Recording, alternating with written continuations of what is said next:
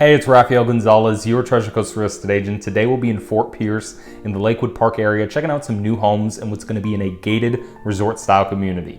But if you'd prefer not to be in an HOA, they build in Port St. Lucie as well. So if you're interested in new construction homes, reach out and I'd be happy to help you. This home is going to give you 3,000 square feet under air, 4 bedrooms, 3 bathrooms, 2 huge family rooms separated at the vault, a massive open kitchen with a breakfast nook, a separate dining room, and an oversized master bedroom as well as a covered patio. But if you're looking for something different, maybe a little smaller, they have homes like that too. And right now they have a lot of inventory homes for sale with total pricing where you can move in right away or in the next month or two. If you work with one of their approved lenders, they'll pay for all of your closing costs. So if you want more information about this or any other builder, reach out. I help a lot of clients and subscribers with buying, building, even selling here in Florida, and I'd be happy to help you too. Otherwise, take a look around, make sure you stay until the end, and enjoy the home.